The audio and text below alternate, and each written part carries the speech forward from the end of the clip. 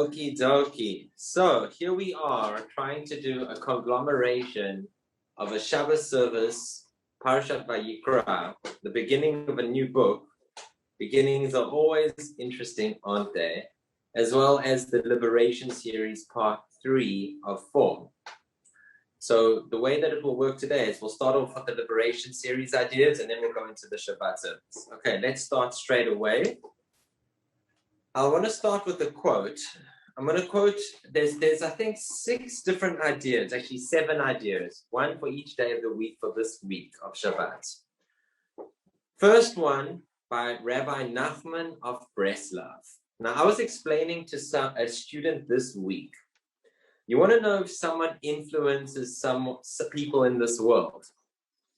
So yes, you can have the Donald Trumps and the Barack Obamas, and I don't want to take away from anyone in particular. Yes, people have done things in the world, but after they die, how many people remember them? How many people study what they wrote, what they did?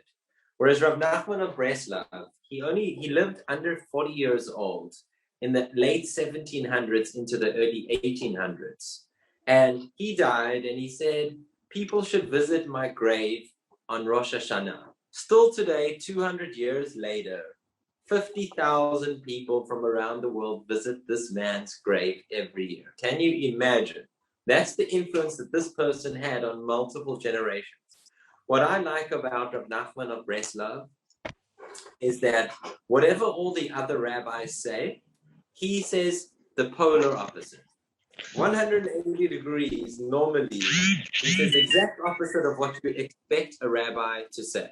So what is his quote about Passover and about liberation, liberty, freedom? This is Rav Nachman of Breslov. The exodus from Egypt occurs being in every era, in every year, and every day. What Rav Nachman of Breslov is not trying to say that it's a big revelation that people are enslaved. What he was trying to say, in my opinion, is be aware that the story of coming out of Egypt wasn't for Moses and his generation, at least only. It was for me and you in every generation, because all of us are enslaved at some shape or form. And I was thinking to myself, when we read the Haggalah, Ki'ilu Yetzatem Mitzrayim, as if you left Egypt, what exactly are we meant to be thinking about today? So one aspect is we're meant to be thinking about coming out of Egypt. But it's more, none of us have been to Egypt. Matter of fact, there's a law in the Torah that you shouldn't go back to live in Egypt. So, how much are we meant to be thinking about coming out of the land of Egypt? So it seems to be, at least according to Rav Nachman of Breslov, that we're more to be focused on our own lives and what freedoms we can aspire to. First thing that I think most people, including myself many times, fail in terms of being a slave and not wanting to be free is life becomes a routine.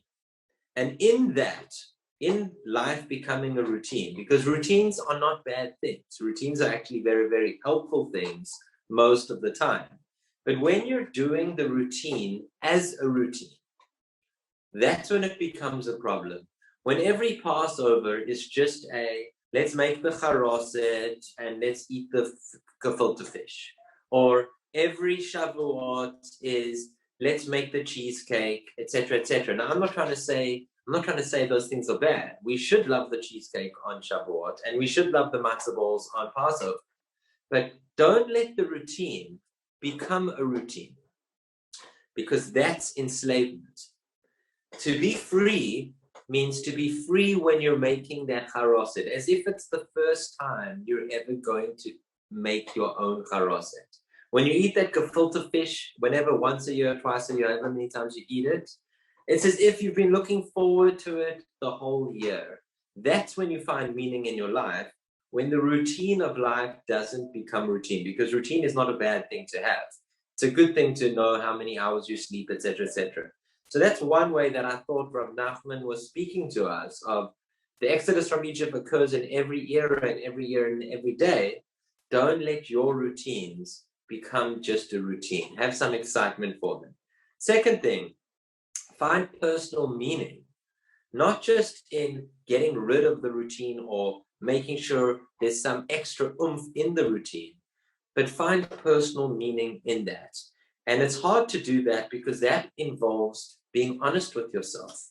If you want to really know where you're at and what you still are fearful of and anxious of and guilty of, and all the things that try to enslave you, it takes looking at yourself in the mirror and really making an effort to try and get out of that slavery.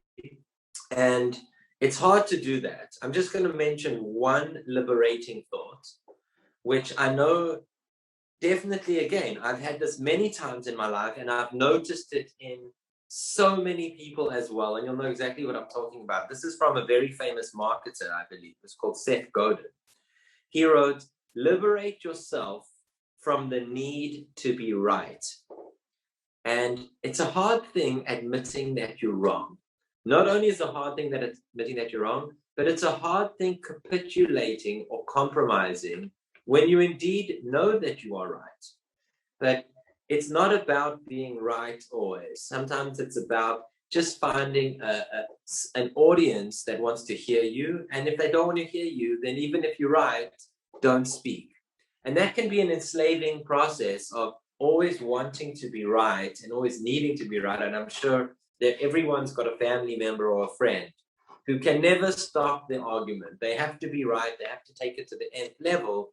And I think that that's a little bit of I don't want to say it's an ego, but it's some type of slavery that people take on where they're not free to just be with other people's opinions. They always have to feel dominating. And I think that that's almost like a slave mentality, that they're uneasy about being faced with other opinions. So that's what Rav Nachman was saying. Every generation is a slavery.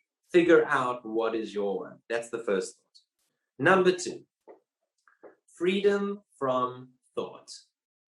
Now, this is the East and the China and India and others, they focus on this a lot, getting rid of your thoughts. Again, I'm quoting you Rav Nachman of Breslov. I love this quote. Listen to how clever Rav Nachman is. You are wherever your thoughts are. So make sure your thoughts are where you want to be. I'll say that again. Okay. You are wherever your thoughts are. So make sure your thoughts are where you want them to be. And obviously, that's a hard thing to be in control of your thoughts. Some of us get into routines of thinking, and some of those routines are very, very negative. We speak to ourselves in our brain. We're not even aware that we're speaking to ourselves. Like we could be watching a movie, and all this time we're thinking of like, this person ripped me off today, and I'm gonna go and shout at him tomorrow, and da-da-da-da-da. Sometimes those thoughts just take care, that we're not in control. And that's a harsh one to deal with. What can help with that? How do we liberate ourselves from our thoughts? So I'll tell you my favorite 4, which have been told to me. I mean, I'm not a discoverer. These have been told to me, and I just discovered it through learning from others. So one thing is meditation. So that's the Far East taught us that meditation helps, just sitting down and breathing and trying not to think, or not even trying not to think, just whatever comes up is okay, and just let it flow, and let it flow in and let it flow out. So that's one way to make sure your thoughts are where you want to be, is just let them go wherever, and hopefully you can come back to the thought that you want to at some point.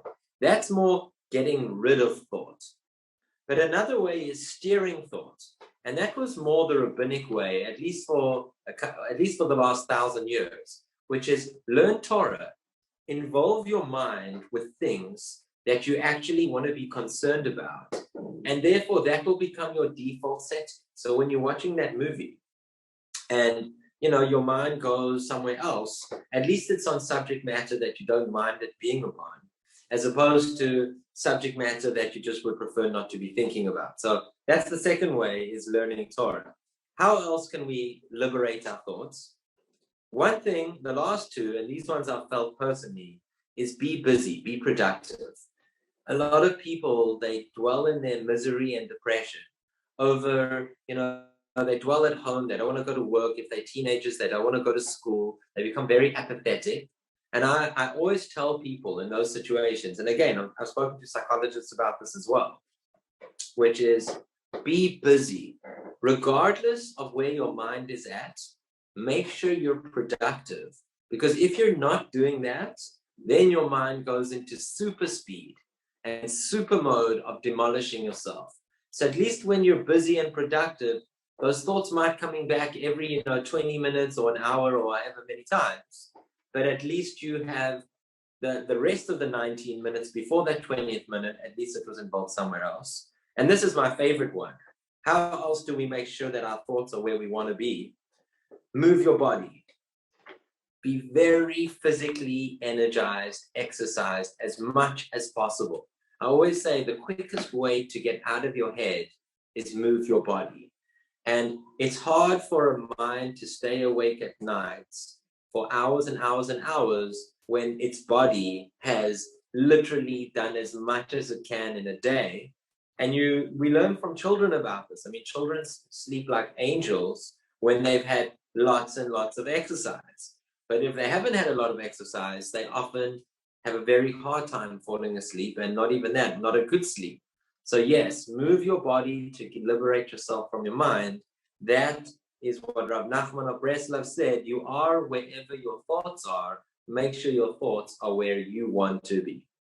Okay, last quote of Rabbi Nachman, freedom number 3. So far, whoever arrived a little bit late, we spoke about, being honest with yourself and what you're enslaved to. So that's called freedom from insincerity. Then we went on to freedom of thought. And now we're on to our third one, which is freedom of self-esteem. This is Rabbi Nachman of Breslov's third and last quote that I'm quoting today. Even if you can't sing well, sing. Sing to yourself. Sing in the privacy of your home, but sing. And Rav Nachman obviously was a Hasidic Rebbe. So lots of his people were singing, that was the way that they did it in the 1700s. The Hasidim got through to God from dancing and singing and whistling and all the different stories that you've heard. What is he trying to say? Sing to yourself in the privacy of your home. No one can take away your own holy private space. I know that this is what they taught me in India when you go to the yoga studios. And they say to you, whatever's going on in the Himalayas outside, the birds chirping, Pakistan attacking India, China attacking whoever, whatever is going on in the surroundings where you are, just make sure that the 4 corners of your yoga mat, that is your holy space. Don't let anything else from the external of your 4 corners of your yoga mat impact you in any way, because this is the time that you've dedicated to yourself. And I think Rav Nachman was saying a very similar thing. Even in the privacy of your home, sing. Make sure that your own personal space is always considered a holy space. I know that Rav Nachman of Breslov taught, and I've even seen this of some of his followers in Jerusalem. I saw once this at the Western Wall. Rav Nachman would look at his hand, not for a minute, not for 5 minutes, for an hour at a time. And he would just wonder how amazing this idea is that I've got 5 fingers and a hand and I can move a wrist, and it's got veins and arteries and nails and which grow and whatever else it was that he was thinking about, because he wanted to teach his students that you should admire your own being in as much form as possible, including even your hand. And I told you, I saw one of his followers looking at a hand. Everyone else was singing at the Western Wall for 40 minutes, and he was just looking at his hand. That's the first idea that I want to share, Rav Nachman's singing idea. Second one is, yes, you do have a terrible voice. So do I, so do many, many people out there in the world. But that doesn't matter. It takes away 0 amount that you don't know how to sing. You might be like 2 left feet when it comes to your voice, or you might have 2 left feet when it comes to surfing like me, or whatever the case is. But the point being, it doesn't matter what you are, because you can enjoy yourself as much as you are. Laugh at yourself. I've always found in things that I'm really not good at. I used to be embarrassed about these things and etc. And then I realized, just laugh at yourself, even if it's in your own room, at how it turned out, how whatever you were trying to do turned out. You tried your best, whatever it was, and you just have to enjoy yourself for what that is. And that's what Rav Nachman's teaching us. Sing in the privacy of your home, but at least sing. I have an unknown quote that I'd like to quote, which is definitely much like Rav Nachman. Be yourself, because an original is worth more than a copy. Okay, and I think that that's a good idea to remember. So freedom of self-esteem means don't be a slave to the idea that you can't do it. Maybe you can't do it, but you can at least enjoy it while trying, and at least in the privacy of your home, if you're not strong enough to do it in front of others. Okay, so that's a very important slavery that we have, that we are slaves to our self-esteem. Okay, next one, number 4. Freedom from blame. Wow. How many times do we blame people? How many times do we like to be the victim in our lives? Parents to children, children to parents, business partners to other business partners, etc. Okay, I made a mistake. There is another quote of Rav Nachman. Okay, it's the 4th quote of Rav Nachman. And when I'm saying this, imagine his Yiddish, him saying this with some like Yiddish undertone in the 1700s. Don't over fret over married children.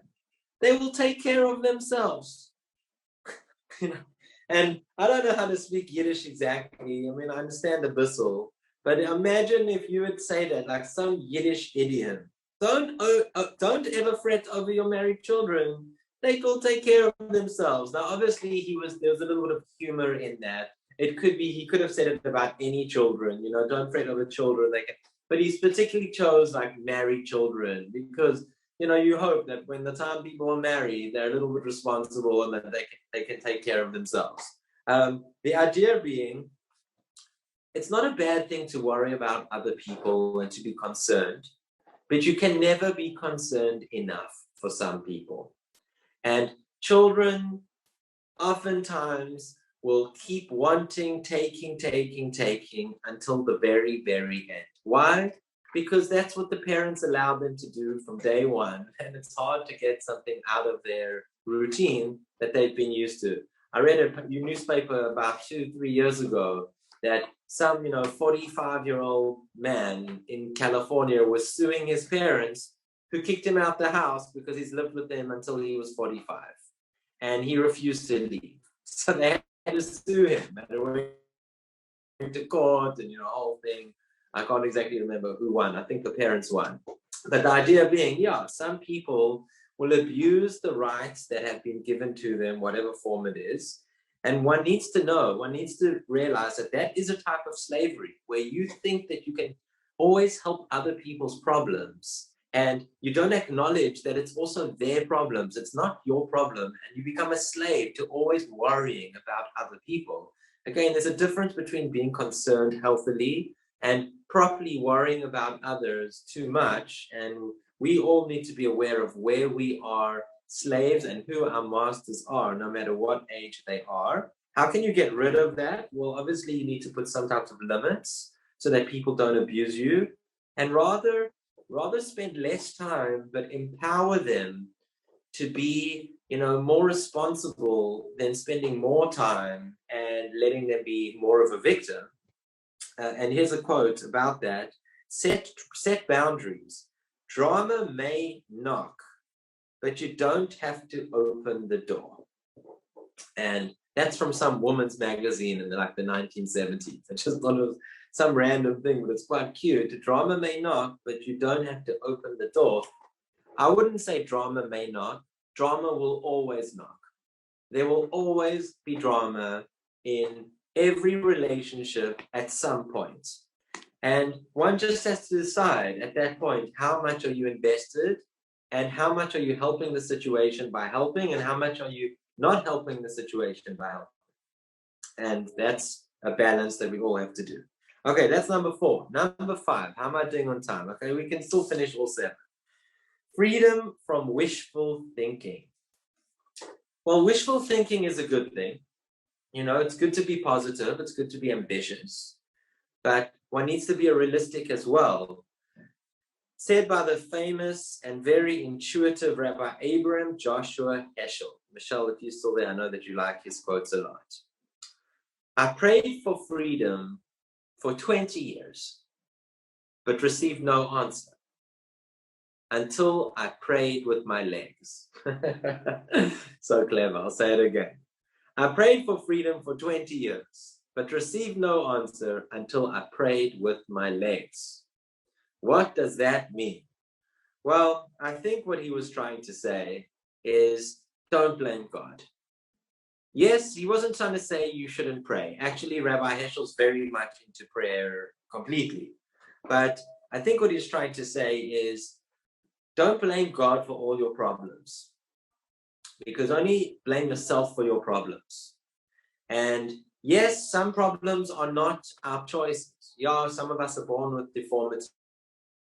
Some of us are born with mental issues. Some of us, our chemistry is wrong. Some of us, our chemistry was right and it becomes wrong and then it becomes right again. And some of it's from our own things to our bodies. Whatever the case is, you can't, it's not a healthy approach to blame anyone, but especially God. And the reason why it's not a good idea to blame God is because that particular one will go forever. Because you're never going to be able to ask God and hear God's word saying to you, this is exactly what I was trying to teach you, blah, blah, blah, blah, blah. So if you get in the habit of blaming God, that one can go for 10 years, 20 years, 50 years. Rather, start using your feet. Go do things in the world.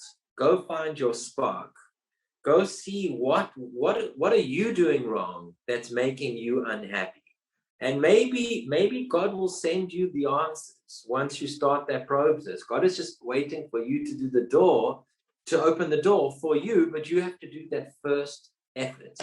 And another anonymous quote that I like, which is very similar to Rabbi Heschel's quote, responsibility is accepting that you are the cause and the solution of the matter.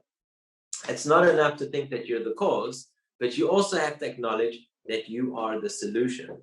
I was speaking to someone recently the other day, not an old person, and that person was saying to me, so helpless in life, in their 20s or 30s or whatever it was, so helpless, no hope in the world. Why is everything wrong? Everybody hates me, and it's for good reason. I didn't do what I was meant to do. I got into this thing, whatever the case is. Everybody's right to hate me, and I'm right to hate me, and whatever. Don't do that to yourself. No one should do that to yourself. And at the same time, when you have that, don't think that it's coming from somewhere else. Yes, obviously, psychologists help, and teachers help, and spiritual healers can help you, and parents can help you, and friends can help you to a point. But wishful thinking starts off with you using your legs, and you'll be surprised how many people will help you on the way, but don't just leave it in the form of prayer. Okay, next, number 6, freedom from laziness. Are we slaves to being lazy? Well, I know that I enjoy watching soccer. I said it aloud, okay? I enjoy watching soccer. I remember when I was in yeshiva, one of the rabbis told me that a famous rabbi in Matzersdorf in Israel, who died, Alav Shalom, a very famous rabbi, he said at the end of his life, he said, it took me 50 years to stop thinking about baseball. That's what he admitted to at the end of his life. Now, I guess he was trying to say that in a way that he loved baseball, but he came to a point that wasn't so important to him. I'm saying the opposite. I'm saying I enjoy soccer. I'm not apologizing for it. I don't think there's anything wrong with it. I enjoy it. But am I in a routine of just watching soccer because I've got nothing else to do? Or am I passionately choosing to watch soccer at the games that I want to watch because I think that that's the maximum amount that I can gain from that hour and a half of whatever it is? No man is, so I'll quote you, this is Rabbi Heschel's idea again about freedom from laziness. No man is free who is not a master of himself. The more liberties we enjoy, the more discipline we need. So the more liberties we enjoy, the more discipline we need. Now, I don't know if this is laziness, but it's more about self-control. Now that I'm reading it the second time. No man is free who is not a master of himself. You need to gain that self-control. But the more you become free, so the more liberties you have, the more discipline you need. Yes, of course, in a vacuum, it would be lovely to think that freedom means you don't need to do anything. Yes, you wake up into the royal family, you don't have to do anything, you never have to pick up your pinky, you're going to have £1 billion in the bank. You never have to do anything, you don't have to learn cooking because you're going to be getting five-star meals your whole life, whatever the case is. But that's not the way that it works. The way that it works is when you develop freedoms, whatever it is, most people who do that too quickly actually end up hurting themselves. You become free. So, let me do this, let me do that. Let me see how far my body can go. Let me see how far my mind can go. Let me see how far blah, blah, blah, blah, blah, blah, blah goes. Those people, the extremes of those people end up sex addicts, drug addicts, if they make it even to 40 years old, whatever the case is. So yes, with the freedom that comes to us, there has to be a development of self-control. And if we are slave to the idea of freedom, that freedom is just that feeling of always being free and doing whatever you want, that can be abused as well. And we become slaves to that freedom. So I would call this more, not so much freedom from laziness, but freedom from freedom. Make sure that you're free in the freedom that you choose, that you're developing your self-control while you're doing that, because otherwise freedom goes too far, of whatever case it is. And it might not just be drugs and sex and whatever else, but it could be things like speaking, that you think you can say whatever you want, whenever you want, how you want. And there is a source of that being healthy at some level. But if it's just free, where it's not with self-control at the same time, it goes too far and people start getting hurt. And ultimately, when that happens, we start getting hurt. You need self-control in an out-of-control world. That is an interesting quote as well. Last one, number 7 for Shabbos. So before I go into number 7, I'll quickly review all the ones we've done. Freedom from insincerity, that was Rav Nachman's. Exodus of Egypt happens in every generation, in every day of your life. Be sincere to what you are a slave to. Number 2, freedom from thought. You are wherever your thoughts are. Make sure your thoughts are where you want to be. Learn Torah, meditate, be busy, move your body, do something to get yourself out of your mind. Freedom of self-esteem. Even if you can't sing well, sing, at least in the privacy of your home, sing. Make sure that you don't let the world let you down. Your yoga mat is your holy space. Your home is your holy space. Always remember, no one can interfere with that inner intimate self. Number 4, freedom from blame. Don't ever fret over married children. They will take care of themselves. Yes, make sure that you don't overburden yourself and become a slave while trying to help out the world. Number 6, freedom from laziness, or maybe freedom from freedom, where yes, become free, get the liberties, try and take yourself as far as you can go, but build your self-control at the same time. Where does self-control begin? It begins with daily efforts. The small things on a daily basis. I know when it comes to kindness, I've made an effort for the last year, since I've come to South Africa, of trying cognitively to do one kind thing for someone a day. I try every day, I think, what's the one kind thing that I've done for someone? Now, sometimes I do many kind things, but at least one kind thing I try to do a day. That's where self-control starts, daily efforts. But of course, real self-control, those daily efforts will take decades to really master self-control. There is no end. And that's why it's got to start somewhere, but you don't need to get there today. The result will be at the end of your life. And that's number 6. Lastly, number 7, I've gone from Rav Nachman of Breslov, I've gone through 2 of Rabbi Heschel. Now we're going to go to Rabbi Soloveitchik.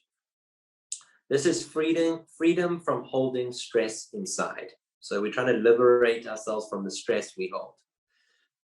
This is from his book, The Lonely Man of Faith, which is my favorite book of Rabbi Soloveitchik. I will speak that I may find relief. For there is a redemptive quality for an agitative mind in the spoken word. And a tormented soul finds peace in confessing. Unbelievable. It's almost as if he's saying he's a tormented soul. This is what Rabbi Soloveitchik is saying. And he's saying, I will speak that I may find relief. For there is a redemptive quality for an agitative mind in the spoken word. And a tormented soul finds peace in confessing. Yes, of course, if you want to liberate yourself from the stress that you have, you don't have to deal with it on your own. There are many people out there. The blessing, allow another human being's blessing to help you with your stress. On the one hand, don't let them stress you out. But on the other hand, if you are already stressed out, find people who can alleviate that stress and help you get out of it, whether it's through making prayers. I've often found that making your own prayers is some type of therapeutic process of getting out of your stress. Writing to yourself. I once met a psychologist who tells his people when they're blaming God, write a letter to God, blame him, write it. And then he burns up the paper after they've written it. Yes, write, pray, meditate, go to psychologists. Don't be embarrassed to go for help. Seek out friends and teachers who you think can help you with the things that you need liberating from. It's a hard thing for some people to actually go to a psychologist. It's like a big self-esteem issue. I'm embarrassed to show my shortcomings. But at the same time, it's almost empowering another human being to help you. You're actually doing as much help to that person as they're doing to you because you're bringing out their creative content of how they can help the world. So those are 7 ideas of liberation. When we're talking about Passover and feeling a slave and what it means to be a slave, and Rav Nachman's every day of our lives is an enslavement, how do we get rid of those things? Well, be honest with ourselves. What are those slave things, and make the efforts whatever is required. I went through 7 different ideas today, and I hope that at least one of them was helpful to you to think about during this next Passover next weekend. We'll now go to the Shabbat service.